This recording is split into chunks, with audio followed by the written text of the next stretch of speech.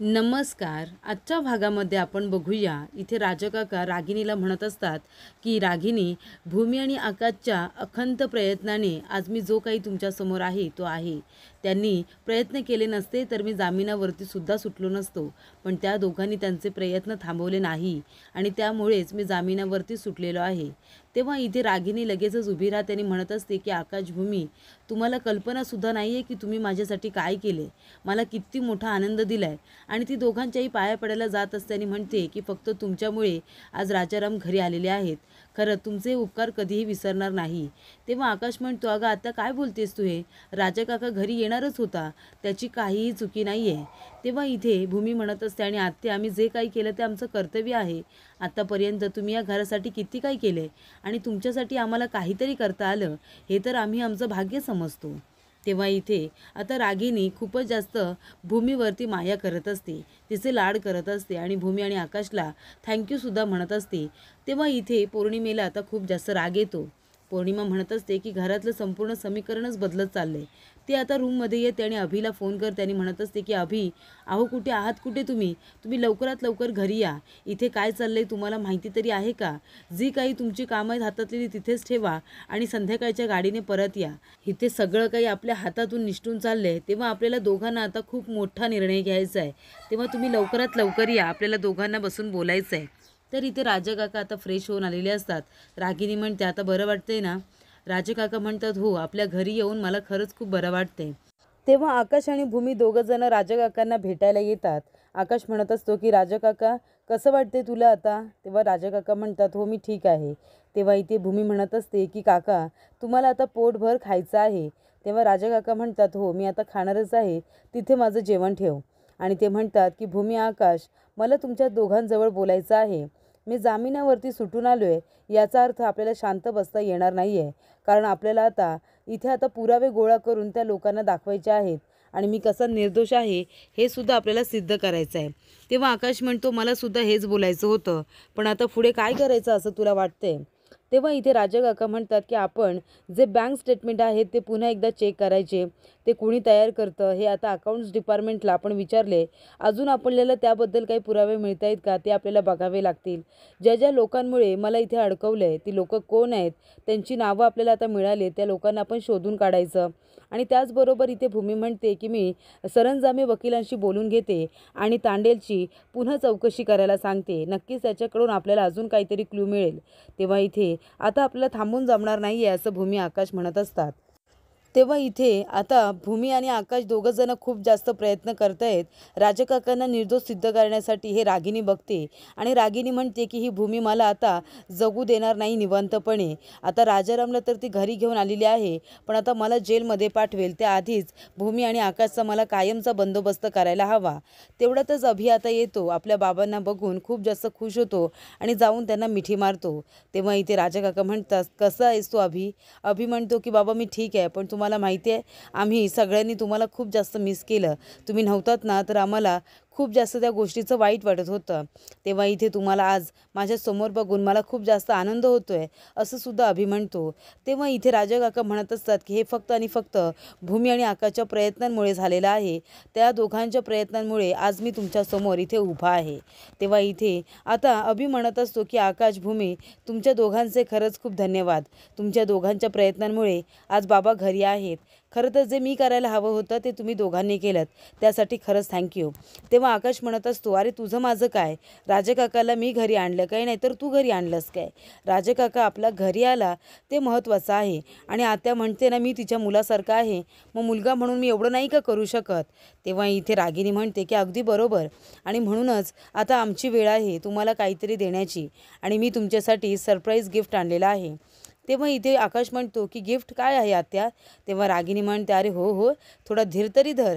तेव्हा इथे रागिणी जाते आणि ते 2 हनीमून पॅकेज घेऊन येते आणि म्हणत असते की आकाशभूमी, आमच्या सगळ्यांकडून हे हनीमून पॅकेज तुमच्या दोघांसाठी.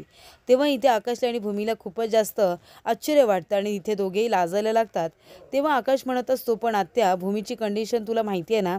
तेव्हा रागिणी म्हणते, अजिबात काळजी करू नको. अरे माझं डॉक्टरांजवळ बोलणं झालं आहे. डॉक्टर म्हणालेत की भूमीला तू बाहेर घेऊन गेलास ना 2-4 दिवसासाठी तरीसुद्धा चालेल, तिच्यामध्ये पॉझिटिव्ह बदलच होईल. ती जर अशा निसर्गमय वातावरणामध्ये राहिली तर तिला बरंच वाटणार आहे वाटलं तर. तेव्हा इथे आता रागिनी म्हणत असते, तुम्हाला दोघांना जायचं आहे. तेव्हा आकाश म्हणत असतो, आत्या पण अगं कशाला, तुला माहिती आहे ना आता कुठे मी ऑफिसला जायला लागलो आहे, सगळं सविस्तरपणे मी बघतो आहे, मग आता पुन्हा दुर्लक्ष होईल, तेव्हा मला आता काही दिवस ऑफिसला जाऊ दे. तेव्हा इथे रागिनी म्हणते, अरे अभि आलाय ना, अभि आहे. तेव्हा राजाराम काका म्हणतात, मी सुद्धा आहे, आम्ही सगळेजण ऑफिस व्यवस्थित सांभाळू, तुम्ही दोघंजणं 2-4 दिवस जा, छान एन्जॉय करा. तेव्हा इथे लगेचच भूमी म्हणते, पण आत्या घराची जबाबदारी मी आत्ताच घेतली आणि लगेच मी जाऊ. तेव्हा रागिनी म्हणत असते, अगं तुझं घर मी अगदी व्यवस्थित सांभाळेन, कशाला तुम्ही काळजी करताय. तेव्हा इथे आता रागिनी म्हणत असते की आकाश, तुम्ही दोघांसाठी मी हे सगळं प्लॅनिंग केलं आहे, पण तुम्ही दोघांनी या घरासाठी जे काही केलं ना ते खूप काही केलेलं आहे. तेव्हा तुम्ही दोघंजण आता फक्त तुमच्या दोघांचा विचार करा आणि निवांत 4 दिवस तुम्ही फिरून या. तेव्हा इथे रागिनीने हे सगळं मुद्दामून केलेलं असतं भूमी आणि आकाशला रस्त्यातून बाजूला करण्यासाठी. तेव्हा इथे पौर्णिमा म्हणत असते, जायचं तर दोघांना सुद्धा आहे, पण दोघंजणं फक्त कारणं देत आहेत. तेव्हा इथे राजा काका म्हणतात, पण त्यांची कारणं आपण ऐकायचीच नाही आहेत, त्या दोघांना आपण जायला सांगायचं आहे. राजा काका म्हणतात, भूमी आकाश तुम्ही आत्तापर्यंत खूप केलं, आता आम्ही आहोत ना ऑफिस आणि घर बघायला, तुम्ही दोघंजणं जा, मला आणि रागिनीला मला दोघांनाही बरं वाटेल. तेव्हा पौर्णिमा आपल्या मनामध्ये म्हणत असते की ह्या आई एवढ्या भूमीवरती मेहरबान का बरं झाल्यात, एवढं का त्यांच्याबरोबर चांगलं वागतायत, नेहमीच यांच्या मनामध्ये काहीतरी असतं, आतासुद्धा तसंच काहीतरी प्लॅन असेल. तेव्हा इथे भूमी आणि आकाश दोघेही खूप जास्त लाजत असतात. तेव्हा इथे आकाश म्हणत असतो की आत्याने खूप छान गिफ्ट दिलेलं आहे आपल्याला, आपल्याला दोघांना आता इथे जायला हवं आणि बघ ना निसर्गमय वातावरण आहे भूमी, आपण इथे जाऊ आणि मस्त मज्जा करू. तर आता जायला आपल्याला 1 दिवस लागेल, यायला आपल्याला 1 दिवस लागेल, आपल्याकडे 2 दिवस उरत आहेत, त्याच्यामध्ये आपण काय काय करायचं, आपण कुठेतरी बाहेर फिरायला जायचं, त्यानंतरला आपण मज्जा करायची, धमाल करायची, हो की नाही. तेव्हा इथे आकाश म्हणत असतो की भूमी, पण आत्याला कसं काय माहिती तुला असं निसर्गमय वातावरण आवडतं ते. तेव्हा इथे भूमी म्हणत असते, मला काय माहिती, आत्यांनी मनूला विचारलं असेल. तेव्हा आकाश म्हणतो, अच्छा मनूला विचारलं असेल का, पण ठीक आहे. तेव्हा इथे आकाश म्हणतो, भूमी थोडं पाणी प्यायला देतेस का. तेव्हा इथे भूमी म्हणते की हो देते ना, आणि ती आता आकाशला तिकडूनच त्याच्याकडे न बघता पाण्याचा ग्लास त्याच्या पुढे करते. तेव्हा इथे आकाश म्हणतो, ही कुठली पद्धत आहे पाणी द्यायची. तेव्हा भूमी म्हणते, घे ना, पी ना पाणी. तेव्हा आकाश पाण्याचा ग्लास घेत असताना भूमीचा हात पकडतो. तेव्हा भूमी म्हणते, आकाश काय करतोयस तू हे. तेव्हा आकाश म्हणतो, हे काय पाणी पितोय. तेव्हा आकाश म्हणत असतो की भूमी, मग आपल्याला आता तिथे जायचं आहे, तर पॅकिंग वगैरे तू करशील ना. तेव्हा इथे भूमी म्हणत असते, हो पॅकिंग वगैरे मी करेनच. तेव्हा ती खूपच जास्त आता पुटपुटत बोलत असते, तिला बोलायलासुद्धा लाज वाटत असते. तेव्हा इथे आकाश भूमीबरोबर बोलायला येतो, पण इथे भूमी आता त्याला इग्नोर करत असते आणि ती आपलं आपलं काम करते असं त्याला दाखवत असते. पण इथे भूमीला खरं तर खूप जास्त लाज वाटत असते. तेव्हा आकाश म्हणतो, भूमी काय झालं तुला, माझ्याशी बोलत का नाही आहेस. तेव्हा भूमी म्हणते, काय बोलू आकाश. तेव्हा इथे आकाश म्हणतो, भूमी उभी तरी राहा, माझ्याकडे बघ तरी. तेव्हा भूमी म्हणते, मला लाज वाटते. तेव्हा आकाश म्हणतो, याच्यामध्ये लाजायचं काय, हनीमूनला गेल्यानंतर लाजायचं नसतं, तुला माहिती आहे ना भूमी. तेव्हा इथे भूमी म्हणते, आकाश तू गप्प बस.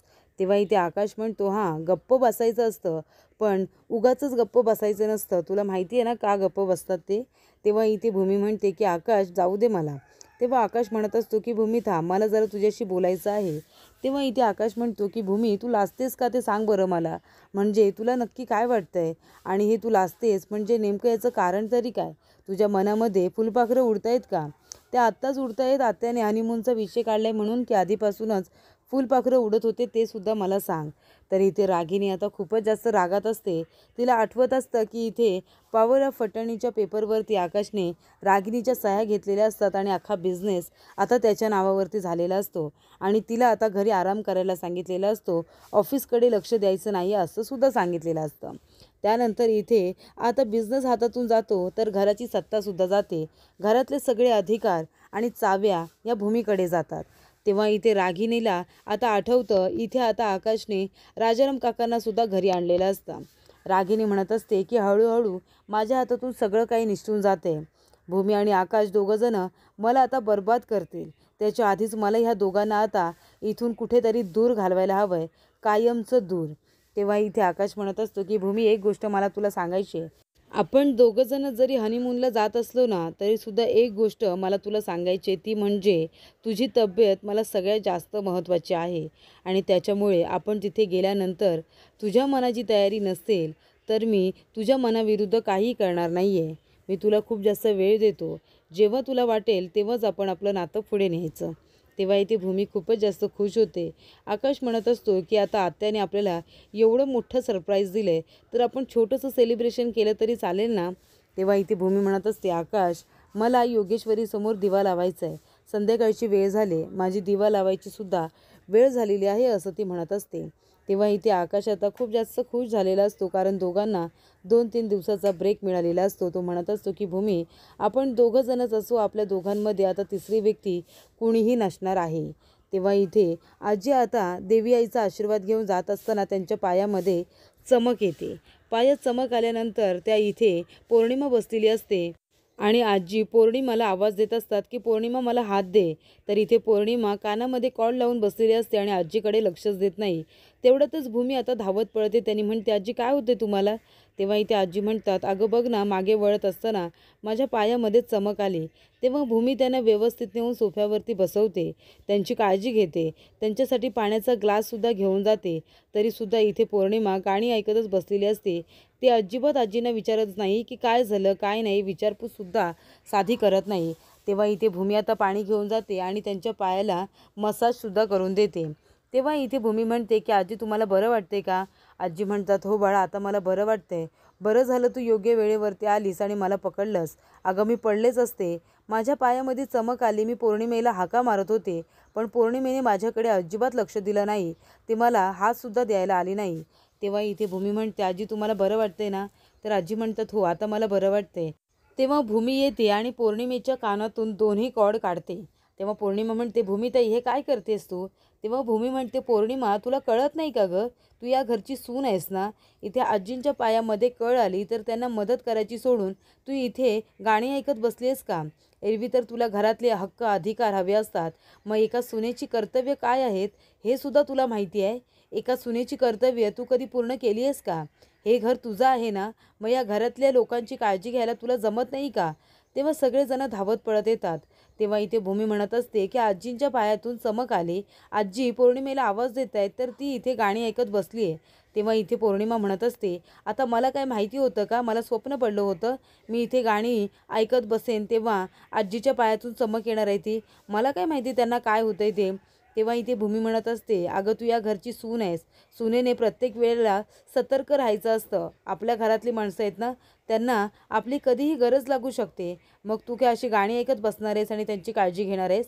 तेव्हा इथे पौर्णिमा म्हणते, मी कशाला त्यांची काळजी घेऊ? आता सगळ्यांनी तर मला नालायक ठरवलेलंच आहे ना. आणि तसंही तू तर चांगली आहेस, तू सगळ्यांचं सगळं करतेस. मग आता घरातले अधिकार तुझ्याकडे आहेत, तर मग सगळ्यांचं सगळं तूच कर. मी कशाला करू? आणि तसंही माझा नवरा माझ्यासाठी आईस्क्रीम आणायला गेला होता. एवढ्या दिवसानंतर ते घरी आलेले आहेत. मी त्यांची वाट बघत इथे बसले होते. मग मी आता त्यावेळेला त्यांची वाट बघू की या घरातल्या म्हाताऱ्या माणसांकडे मी लक्ष देऊ? तेव्हा इथे भूमी म्हणत असते की पौर्णिमा गप्प बस. मोठ्या माणसांजवळ कसं बोलायचं असतं हे साधं कळत नाही का तुला? अगं आजींना बरं वाटत नाही आहे, मग त्यांची मदत करायला नको का तुला? आणि तर या घरातले अधिकार माझ्याकडे आलेत म्हणून तुला एवढं वाईट वाटते का? आपल्याकडे अधिकार असो किंवा नसो, या घरातल्या माणसांची काळजी घेणं हे आपलं कर्तव्य आहे, हे आधी तू लक्षात ठेव. आणि आजींबरोबर ह्या सुरात पुन्हा कधीही बोलायचं नाही. तेव्हा भूमी म्हणत असते की तू चुकली आहेस पौर्णिमा. घरातल्या सुनेने प्रत्येक वेळेला आपले कर्तव्य हे बजावायचं असतं, आजूबाजूला लक्ष द्यायचं असतं. ते तू केलं नाहीस. आत्ताच्या आत्ता आजींची माफी माग. तू त्यांची काळजी घेतली नाहीस म्हणून आणि त्यांना तू उद्धट बोललीस म्हणून सुद्धा आत्ताच्या आत्ता आजींची माफी माग.